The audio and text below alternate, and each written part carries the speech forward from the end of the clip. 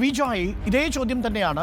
പ്രത്യേകിച്ച് മുരളീധരൻ അവിടെ മത്സരിക്കുന്നു, കേന്ദ്രമന്ത്രിയാണ്. എക്സിറ്റ് പോളുകൾ ഒരു പെർസെപ്ഷൻ ക്രിയേഷൻ ആണെന്നും കോർപ്പറേറ്റ് ഫ്രോഡ് ആണെന്നും തരത്തിലുള്ള വിശദീകരണങ്ങളൊക്കെ വന്നു കഴിഞ്ഞു.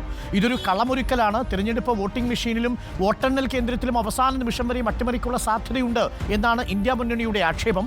അതുകൊണ്ട് നാളെ വോട്ടെണ്ണൽ കേന്ദ്രത്തിൽ എയറോ ടേബിളിന് സമീപം ഏജന്റുമാരെത്തുന്നതടക്കം അത്തരം കാര്യങ്ങളിൽ എങ്ങനെ ജാഗ്രത വേണമെന്നാണ് നമ്മൾ ഏജന്റുമാരോട് പറഞ്ഞിരിക്കുന്നത്, ശ്രീ വിജോയ്?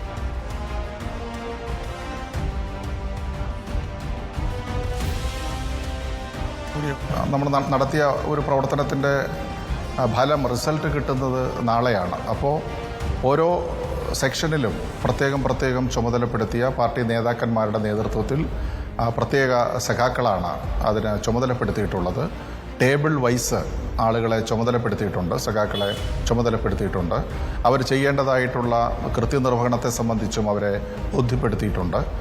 കുറ്റമറ്റ നിലയിൽ അവർ ഏൽപ്പിച്ച ചുമതല നിർവഹിക്കാൻ ആവശ്യമായിട്ടുള്ള എല്ലാ സജ്ജീകരണങ്ങളും നിർദ്ദേശങ്ങളും ഞങ്ങളുടെ പ്രവർത്തകർക്ക് നൽകിയിട്ടുണ്ട്.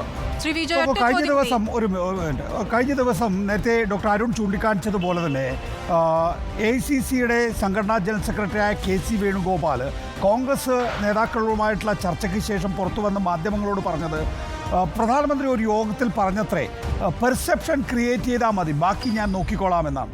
നോക്കൂ, ഇവിടെ തൃശ്ശൂരും തിരുവനന്തപുരവും BJP അവരുടെ പ്രധാനപ്പെട്ട മണ്ഡലങ്ങളായി കണക്കാക്കുന്നത് തന്നെയാണ്. അവിടെ വിജയസാധ്യതയുണ്ട് എന്ന് പറയും. പക്ഷേ ഒരു എക്സിറ്റ് പോൾ ഏജൻസി ആറ്റിങ്ങൽ കൂടി ജയിക്കുമെന്ന് പറയുമ്പോൾ ആ നിലയിലുള്ള ഒരു പെർസെപ്ഷൻ ക്രിയേഷനായി താങ്കൾ അതിനെ കാണുന്നുണ്ടോ? അങ്ങനെയാണെങ്കിൽ അത് എന്തിനായിരിക്കും?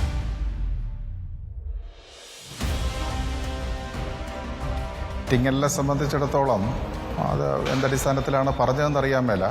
എന്തായാലും അതൊരു ശ്രദ്ധ ഞങ്ങൾ പുലർത്തുന്നുണ്ട്. അതിനകത്തൊരു ചെറിയ പ്രശ്നങ്ങൾ വരാൻ സാധ്യതയുള്ള ചില മേഖലകളുണ്ട്. അത് ഞങ്ങൾ മനസ്സിലാക്കിയിട്ടുണ്ട്. അത് മനസ്സിലാക്കി തന്നെയാണ് പ്രവർത്തനങ്ങൾ ഇപ്പോൾ ഞങ്ങൾ ഏകോപിപ്പിച്ചിരിക്കുന്നത്. ശ്രീജോയ്, ഈ BJP എത്രത്തോളം വോട്ട് ഉയർത്തും എന്നുള്ളതിൽ നിങ്ങൾക്കും ഈ കണക്കുകൂട്ടൽ നടത്തുമ്പോൾ അതും ഒരു പ്രധാനപ്പെട്ട കാര്യമാണല്ലോ. 2014 90,000-ൽ നിന്നാണ് 2019 എത്തുമ്പോൾ ശോഭ 2,48,000 പരം വോട്ടുകളിലേക്ക് എത്തുന്നത്. അപ്പോൾ പടിപടിയായ ഒരു വോട്ട് ഉയർത്തുന്നുണ്ട്. BJP ഒരു പ്രധാന എതിരാളിയാണ് എന്നുപോലും കാണുന്നില്ല എന്നാണ് മനസ്സിലാക്കേണ്ടത്. നിങ്ങളുടെ ഒരു കണക്കുകൂട്ടൽ എന്താണ്? അല്ല, BJP പ്രധാന എതിരാളി ആയി കണക്കൂട്ടുന്നില്ല എന്നല്ല. അതിനകത്ത് നമുക്ക് പറയാൻ പറ്റുന്ന ഒരു കാര്യം, ശ്രീ അടൂർ പ്രകാശ് തന്നെ ഏറ്റവും അവസാനം ഒരു ചാനലിന് കൊടുത്ത അഭിമുഖത്തിൽ പറഞ്ഞത്, എനിക്ക് പല സ്ഥലങ്ങളിലും ഇന്നേജന്റന്മാർ, ബൂത്തിലിരിക്കാനുള്ള ഇന്നേജന്റന്മാർ ഇല്ലായിരുന്നു എന്ന് പറഞ്ഞാൽ അപ്പോൾ അവിടെ സ്വാഭാവികമായിട്ട് എന്തെങ്കിലും അങ്ങോട്ടും ഇങ്ങോട്ടുമുള്ള ചില അഡ്ജസ്റ്റ്മെൻറ്റുകൾ, അന്തർധാരകൾ വന്നിട്ടുണ്ടോ ഇല്ലയോ എന്നതിനെ സംബന്ധിച്ച് നമുക്ക് പരിശോധിക്കേണ്ടതായിട്ടുണ്ട്. അതിപ്പോൾ നാളെ റിസൾട്ട് വന്നാൽ മാത്രമേ നമുക്ക് ഏതെല്ലാം ബൂത്തുകളിലാണ് എന്തെല്ലാം കാര്യങ്ങളാണ് നടന്നിരിക്കുന്നത് എന്നതിനെ സംബന്ധിച്ച് നമുക്ക് മനസ്സിലാക്കാൻ വേണ്ടിയിട്ട് സാധിക്കുള്ളൂ. അപ്പോൾ അങ്ങനെ ചില പ്രശ്നങ്ങൾ നേരത്തെ തന്നെ UDFൻ്റെ സ്ഥാനാർത്ഥി പരസ്യമായി പറയുന്നൊരു സാഹചര്യം ഉണ്ടായിട്ടുണ്ട്. അപ്പോൾ അതുകൂടി വെച്ചിട്ട് കാര്യങ്ങൾ നമ്മൾ മനസ്സിലാക്കി കാര്യങ്ങൾ കൈകാര്യം ചെയ്യുകയാണ്. ശ്രീ വിജോയ്, കഴിഞ്ഞ തവണത്തെ ഭൂരിപക്ഷം 38,247 അതൊരു പക്ഷേ മറികടക്കാൻ കഴിയാവുന്നതേ ഉള്ളൂ എന്ന് തന്നെയാണ് CPM കരുതുന്നത്. അതുകൊണ്ട് തന്നെ ഒരു 95% പുറത്ത് നിങ്ങൾക്ക് കോൺഫിഡൻസ് ഉണ്ട്. പക്ഷേ അപ്പോഴും ഒരു 5% ഒരു കോൺഫിഡൻസ് കുറവ് അവിടെ ഉണ്ടെന്ന് ഞാൻ മനസ്സിലാക്കുന്നു.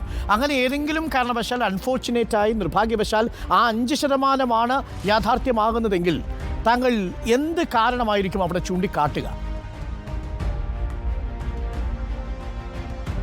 അല്ല, അങ്ങനെ ഒരു ഒട്ടും എനിക്കങ്ങനെ ഒരു പേടിയില്ല. ഒരു 5% 1% അങ്ങനെ ഒരു സംഭവിക്കുമെന്ന് ഞാൻ ഇപ്പോഴും തന്നെ കരുതുന്നില്ല.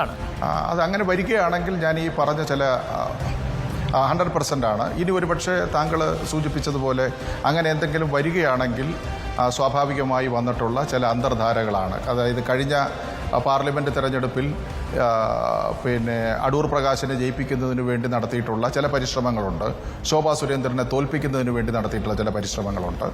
അപ്പോൾ ഒരു പ്രത്യുപകാരം ഇപ്രാവശ്യം നടന്നോ ഇല്ലയോ എന്നുള്ളത് നമുക്കിത് കഴിയുമ്പോൾ മനസ്സിലാക്കും. പക്ഷെ ഞാൻ 100% ഈ തെരഞ്ഞെടുപ്പിൽ വിജയിക്കും എന്ന് തന്നെയാണ്. ഈ ലോക്സഭാ തെരഞ്ഞെടുപ്പിൽ പ്രധാനമായും ഭരണവിരുദ്ധ വികാരം ഉണ്ടായിട്ടുണ്ട് എന്നാണ് UDF കരുതുന്നത്. അതായത് സംസ്ഥാന സർക്കാരിനെതിരായിട്ടുള്ള വികാരം ഉണ്ടായിട്ടുണ്ട് എന്നുള്ളതാണ്. നമ്മുടെ ലോക്സഭാ തെരഞ്ഞെടുപ്പുകളുടെ ചരിത്രത്തിൽ സംസ്ഥാന സർക്കാരിനെതിരായിട്ടുള്ള ഭരണവിരുദ്ധ വികാരം പ്രതിഫലിച്ചിട്ടുണ്ട്. വിവിധ ഘട്ടങ്ങളിൽ LDFിൻ്റെയും UDFിൻ്റെയും വിജയം പരിശോധിച്ചാൽ നമുക്കത് കാണാൻ സാധിക്കും. നോക്കൂ, തിരുവനന്തപുരം കിട്ടിയാൽ ഭരണം പിടിക്കാമെന്നാണ് എല്ലാ കാലഘട്ടത്തിലും സംസ്ഥാന നിയമസഭയിലേക്കുള്ള തെരഞ്ഞെടുപ്പിൽ പറയാറുള്ളത്. പ്രത്യേകിച്ച് തിരുവനന്തപുരത്താണ് ഈ ഭരണവിരുദ്ധ വികാരം അലയടിക്കാറുള്ളത്.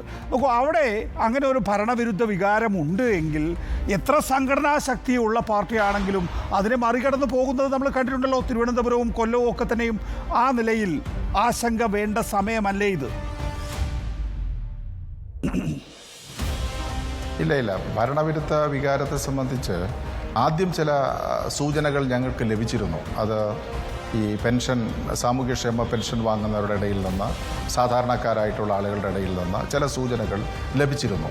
അതിനെ ഞങ്ങൾക്ക് ഓവർകം ചെയ്യാൻ വേണ്ടിയിട്ട് സാധിച്ചു. അത് പെൻഷനുകൾ ഒരുമിച്ച് ഒരു 2 മാസത്തെ കൂടി കൊടുത്തപ്പോൾ അതിൻ്റെ നല്ലൊരു തോത് കുറയ്ക്കാൻ വേണ്ടിയിട്ട് ഞങ്ങൾക്ക് സാധിച്ചിട്ടുണ്ട്. പിന്നെ മറ്റ് ചില വിഷയങ്ങൾ ഞങ്ങളുടെ ശ്രദ്ധയിൽപ്പെട്ടതെല്ലാം അപ്പോൾ തന്നെ പരിഹരിക്കുന്നതിലും അതിൽ ഇടപെടുന്നതിലും ഒരു പ്രത്യേകമായിട്ടുള്ള ശ്രദ്ധ പതിപ്പിച്ചിട്ടുണ്ട്. അതുകൊണ്ട് അത്തരമൊരു ഭരണവിരുദ്ധ വികാരം ഇവിടെ വരുമെന്ന് കരുതുന്നില്ല. Thank you Shri V Joy.